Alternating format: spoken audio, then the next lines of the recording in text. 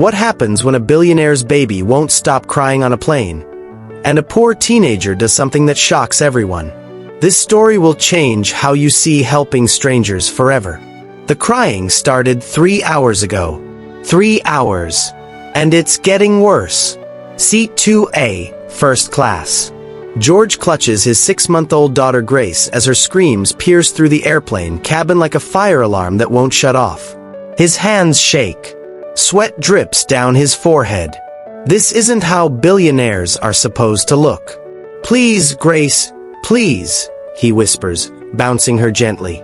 Nothing. The crying gets louder. He tries everything. Bottle. She pushes it away. Clean diaper? Already changed it twice. Soft music from his phone? She screams over it like she's competing with a rock concert. But here's what's really killing him. The stares. Businessman Harold in seat 1C rolls his eyes and slams his laptop shut. Socialite Victoria across the aisle covers her ears with her silk scarf, shooting daggers with her eyes. "Some people shouldn't travel with babies," Victoria mutters loud enough for everyone to hear. George's face burns with embarrassment. He's worth $8 billion. He can buy anything. But he can't buy his daughter's silence. The pilot's voice crackles through the speakers. "Folks, we understand there's a bit of disturbance in the cabin. We ask for your patience as we work through this together." George wants to disappear. This was supposed to be simple. Fly to London. Handle the biggest business deals of his career. But his wife Sarah couldn't come. She's recovering from surgery. The nanny canceled last minute. Now he's alone. Helpless. And failing. Grace's cries reach a new level. Passengers start whispering. Some take out their phones, probably recording his misery for social media. "Sir, is everything all right?" A flight attendant approaches with that fake customer service smile. I don't know what to do," George admits. The words taste like defeat in his mouth. Have you ever felt completely powerless despite having all the power in the world? That's George right now. And what happens next? Nobody saw coming. From the back of the plane, through economy class, a figure starts walking forward. He's young, maybe 16, wearing clothes that have seen better days, a faded hoodie, jeans with small holes, and a backpack held together with duct tape. He's black. He's poor. And he's walking straight toward the richest man on the plane. Every step creates more tension. Passengers watch. Some whisper. Others look concerned. What's this kid doing? The boy reaches first class. Stops at George's row. Grace is still screaming. "Excuse me, sir," the teenager says quietly. "I think I can help." George looks up, desperate and confused. "I'm sorry. Your baby. I know why she's crying. And I know how to make it stop." The entire first-class cabin goes silent except for Grace's wails. This poor kid thinks he can do what a billionaire father can't. George stares at him. This boy couldn't be older than his employees' children. His backpack is literally held together with tape. What could he possibly know about caring for babies? But Grace's crying is getting worse. George is running out of options. "What's your name?" George asks. "Peter, sir. Peter. I've tried everything." "I know, sir. But you haven't tried what I know." George looks around the cabin. Every eye is on them. The businessman. The socialite. The flight attendants. Random passengers craning their necks to see. This could go very wrong. Very publicly wrong. But what if this kid actually knows something? What exactly do you want to do? George asks carefully. Peter's voice stays calm, respectful. "Could I hold her for just a minute? I promise I'll be gentle." The question hangs in the air like smoke. A billionaire, handing his precious daughter to a complete stranger, a teenager from economy class. George's mind races. Every logical thought screams, no. His security training says, never. His wealth has taught him to trust no one. But his daughter's cries are breaking his heart. And something in Peter's eyes. Something honest. Confident. Kind. Please, sir, Peter adds softly. I have a little sister. I know what colicky babies need. George takes a deep breath. Makes a decision that will change everything. Okay. But if you... I'll be careful. I promise. Peter reaches out his arms. George hesitates for one more second, then places Grace into the hands of a stranger. What happens next shocks everyone on that plane, including George himself. But before we see that miracle moment, let me ask you something. Have you ever helped someone when you had nothing to gain? Comment yes, if you've ever reached out to a stranger in need. Because what Peter does next proves that sometimes the poorest person has the richest heart. Subscribe now. Remember Peter? The poor teenager who just asked a billionaire to trust him with his crying baby? Well, what happens next defies everything you think you know about helping strangers. Grace is in Peter's arms now. The entire first-class cabin holds its breath. And in 3 seconds, something impossible is about to happen. Peter cradles Grace with surprising gentleness. His worn hands that have probably never touched silk or gold, hold this billionaire's most precious treasure. He doesn't bounce her like George did. He doesn't rock her frantically. Instead, Peter does something completely different. He places his palm flat against Grace's tiny back. Applies gentle, steady pressure. Then his thumb makes small, slow circles between her shoulder blades. He whispers, so soft only Grace can hear. Then he starts humming. Not a lullaby. Not a song anyone recognizes. Just a simple melody that seems to come from somewhere deep inside him. And then... silence. Complete. Total. Silence. Grace's cries stop instantly. Like someone hit a mute button on the world's loudest alarm. Her tiny body relaxes. Her fists unclench. Her red, tear-stained face goes peaceful. She's actually falling asleep. You could hear a pin drop in that first-class cabin. Businessman Harold's mouth hangs open. Socialite Victoria removes her silk scarf, staring in disbelief. The flight attendants exchange amazed glances. George can't speak, can't move, can't breathe. This teenager, this poor kid from economy, just did in 30 seconds what George couldn't do in 3 hours. How? George whispers, his voice cracking with emotion. Peter smiles that same gentle smile. Colic, sir. She's got colic. My little sister Hannah had it too. Cried for months until I learned this technique. He adjusts his hold slightly, keeping Grace perfectly peaceful. It's not about stopping the crying. It's about releasing the pressure in her tummy. See how I'm pressing here? Peter shows George the exact spot, the precise pressure. And the humming. It's not random. It matches her heartbeat. Helps her feel safe. As Peter continues cradling Grace, George notices something else. Something that changes everything. Peter's backpack. Even held together with duct tape, it's covered in patches. Math competition patches. Science fair awards. Academic achievement pins. Are those math competitions? George asks quietly. Peter nods, a bit embarrassed. Yes, sir. I compete when I can afford the entry fees. George's businessman instincts kick in. He spots Peter's notebook peeking out from the torn backpack. Pages filled with complex equations. Calculus. Advanced algebra. Theories that most college students couldn't understand. Where are you headed, Peter? London, sir. The International Mathematics Competition. It's my shot at an MIT scholarship. George's heart stops. This kid isn't just kind.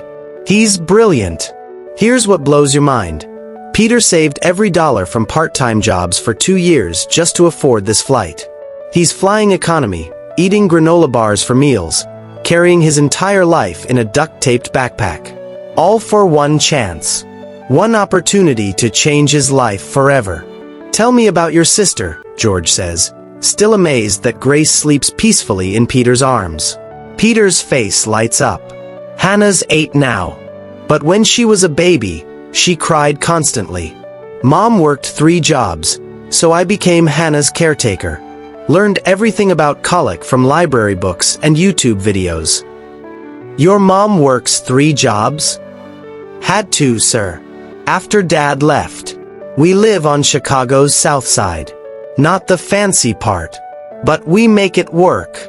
Peter adjusts Grace again, so naturally, so expertly. "Hannah's why I'm good at math, actually. When she finally stopped crying and slept, I'd study by lamplight. Sometimes until 4 a.m. Math became my escape." George realizes something profound. This teenager has more real-world wisdom than most adults he knows. More heart than anyone in his billion-dollar company. "The competition," George asks. "How important is it?" Peter's voice gets serious. "Everything, sir. MIT scholarship means I can study without Mom sacrificing more. Means Hannah gets the brother she deserves. Means maybe I can help other families like ours." George looks at his sleeping daughter, peaceful for the first time in hours. Then at Peter, brilliant, kind, selfless Peter. An idea forms.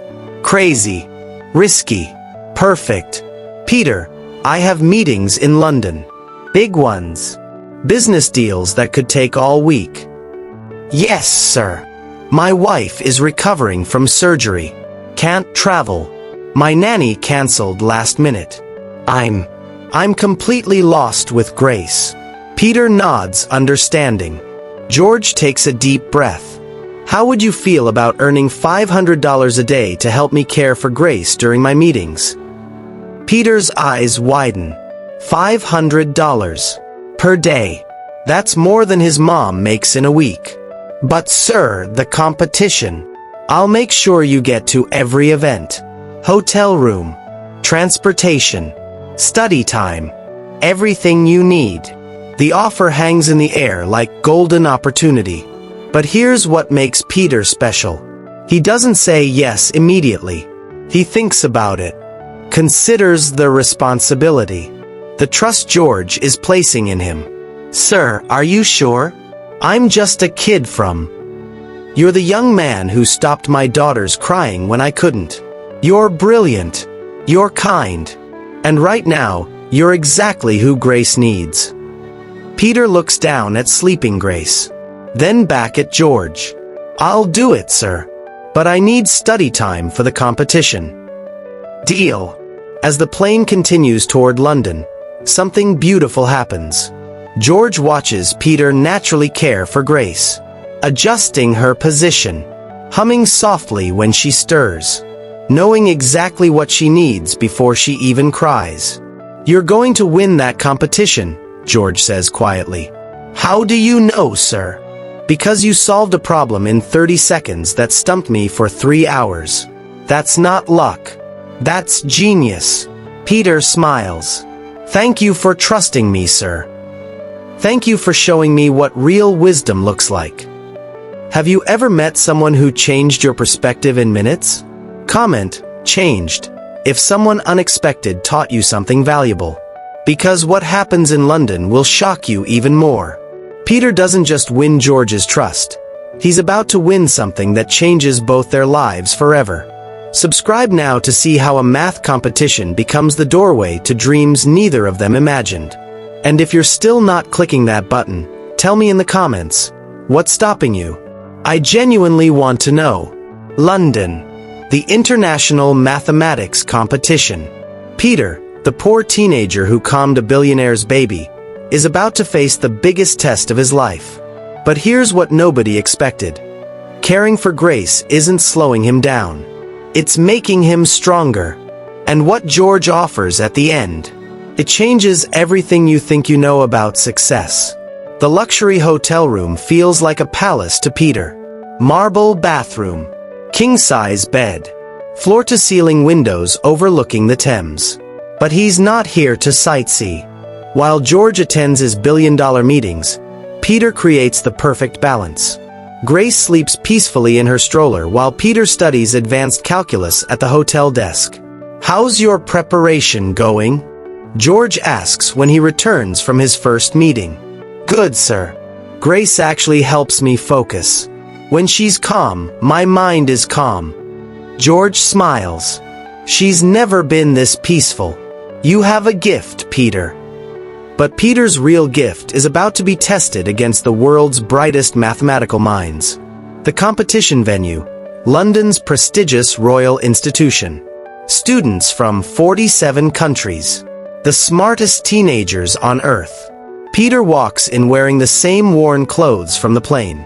His duct-taped backpack draws stares. Whispers follow him. "Is that the American scholarship kid?" Someone mutters.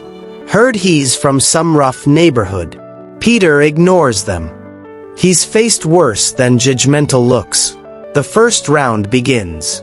Number theory. Abstract algebra. Problems that would make college professors sweat. Peter reads the first question. His pencil moves like lightning across the paper.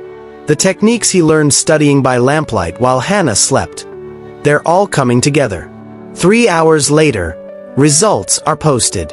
Peter's name appears in the top 5. The whispers change tone. Who is this kid? Day 2. The competition gets harder. Only 20 students advance to the final round. But here's what makes Peter special. While other students stress and panic, he stays calm. Every time he feels overwhelmed, he thinks about Grace sleeping peacefully in his arms. About Hannah trusting him to help their family. The final problem appears on his screen. It's brutal. A complex equation involving infinite series and advanced calculus. Most students stare at it, frozen. Peter closes his eyes for just a moment, breathes deeply, then begins writing. His approach is different, creative. While others use standard formulas, Peter finds an elegant shortcut. A solution so simple, so beautiful, it makes the impossible problem look easy. The judges lean forward, watching his work in amazement. That's brilliant," one whispers. Have you ever had a moment where everything you learned suddenly made perfect sense? Where all your struggles led to one perfect opportunity? That's Peter right now. While Peter competes, George sits in his business meetings, but his mind keeps drifting. "You seem distracted," his business partner mentions. "I met someone," George says. "A teenager who's remarkable." During lunch break, George visits the competition venue, watches Peter work, sees the intense focus, the natural genius, the quiet confidence. But more than that, George sees something else. Peter checking his phone during breaks, not for social media or games, but for messages from his mom and sister. Caring about people even in his biggest moment. This kid could change the world, George thinks. That's when George makes a decision that will shock everyone. He pulls out his phone, makes a call to his company's education foundation. "I need you to prepare a full scholarship package. MIT, Harvard, Stanford, whatever he chooses, plus living expenses for his family." "Sir, what's the student's name?" "Peter. And he's about to win this competition." Competition Day 3. The closing ceremony. Parents, teachers, and students pack the auditorium. George sits in the front row, holding Grace. She's perfectly calm, as if she knows something special is about to happen. "Ladies and gentlemen," the announcer begins, "this year's international mathematics competition produced some extraordinary results." Peter sits with the other finalists, wearing a borrowed suit George bought him that morning. Third place, representing Germany. Second place, representing Japan. More applause. Peter's heart pounds. And this year's first place winner, with the most innovative solutions we've ever seen, representing the United States of America.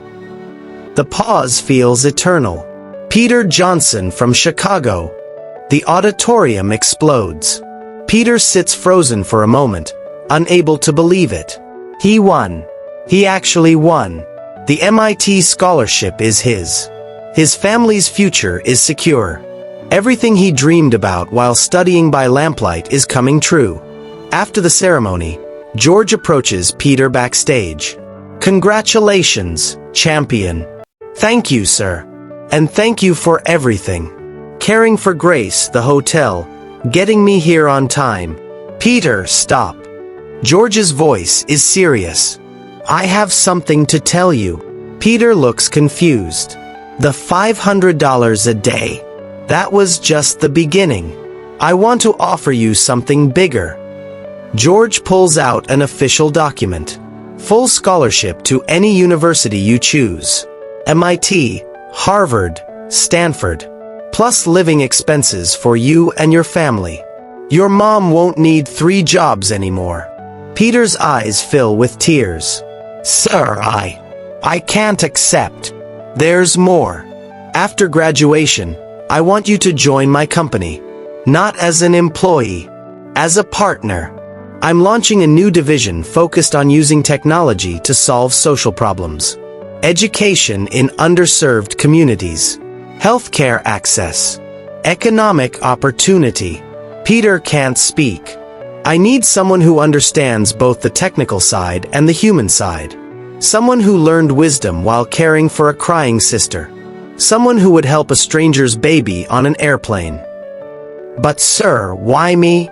George looks at Grace, sleeping peacefully in his arms. "Because you showed me something I forgot. Success isn't about what you can buy.